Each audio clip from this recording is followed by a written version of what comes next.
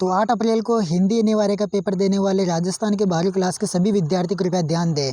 आपका जो जूझ आत्मकथात्मक जो पाठ है, आनंद यादव का जो पाठ है, इसमें से 4 अति लघुरात्मक प्रश्न आपके आने वाले हैं, यानी कि 4 छोटे टाइप के क्वेश्चन आने वाले हैं।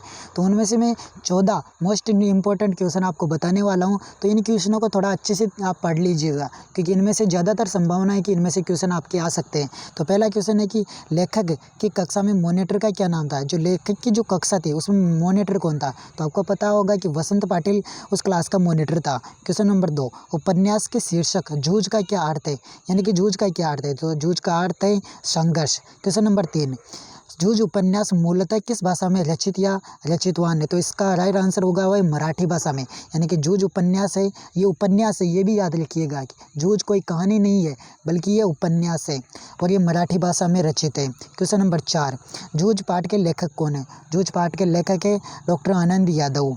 अगला 5वां क्वेश्चन है कि सौंद लगेकर किस विषय का अध्यापक था, यानी कि लेखक का जो विषय में, लेखक के स्कूल में जो सारे अध्यापक थे उनके नाम भी आप अच्छे से याद कर लीजिएगा, और उनमें से जो सौंद लगेकर जो किस विषय का अध्यापक था, तो ये मराठी भाषा का अध्यापक था। अगला क्वेश्चन है कि जूझ उपन्यास से लेखक की किस प्रवृत्ति का उद्घाटन हुआ है, तो संघर्षमयी प्रवृत्ति का इसमें उद्घाटन हुआ है। अगला क्वेश्चन है कि वसंत पाटिल से दोस्ती के बाद लेखक के व्यवहार में कौन कौन से परिवर्तन आए, तो लेखक की दोस्ती वसंत पाटिल से तो हो ही गई, उसके बाद वह गणित में होशियार हो गया। अब दोनों मिलकर कक्षा के अन्य बालकों के साथ सवाल जांचने लगे, इस कारण उसका थोड़ा उत्साह भी बढ़ गया विद्यालय के प्रति। अगला प्रश्न है कि अकेलापन एकांत मनुष्य को योग्य बनाता है, मतलब और बुद्धिमान बनाता है, कैसे सिद्ध कीजिए।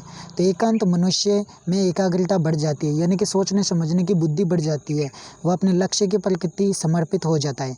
अगला क्वेश्चन है कि कोल्हू जल्दी शुरू करने के क्या फ़ायदे होते हैं, यानी कि गांव में जो चरखी होती है, जो यानी कि गन्ने का रस जैसे निकालता है, तो उसको जल्दी शुरू क्यों करते थे उसके दादाजी, लेखक के दादाजी, तो इससे शुरू की अच्छी खासी कीमत मिल जाती थी, यानी कि जल्दी बाजार में गुड़ पहुंचता था, जिसकी वजह से उसकी अच्छी खासी कीमत मिल जाती थी।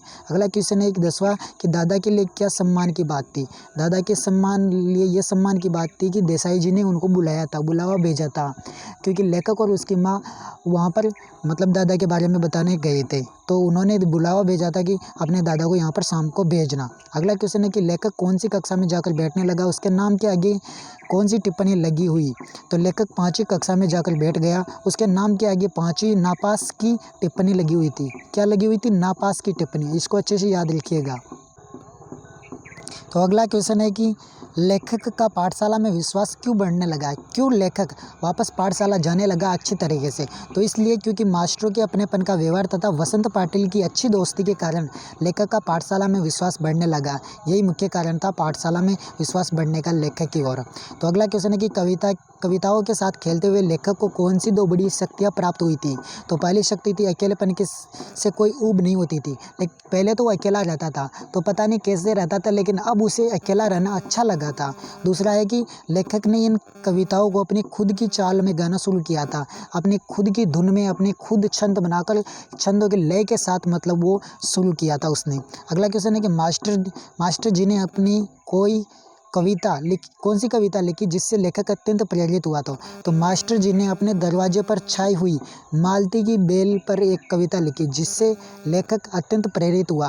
यानी कि लेखक का जो मेन जो मास्टर था उसके पास हमेशा लेखक अपनी कविताएं जांच करवाने जाता था, तो वहाँ पर लेखक को मतलब और ज़्यादा प्रेरित करता था उसका मास्टर। तो उन्होंने जो सबसे ज़्यादा प्रेरित यानी कि अत्यंत प्रेरित हुआ वो मतलब दरवाजे पर एक छाई हुई मालती की कविता लिखी थी उसके टीचर ने, तो उससे ज़्यादा वह प्रभावित हुआ था। तो आशा करता हूँ कि आपको ये क्वेश्चन अच्छे से याद हो गए होंगे, तो आपके अच्छे नंबर आए, यही आशा और उम्मीद के साथ। तब तक के लिए जय हिंद।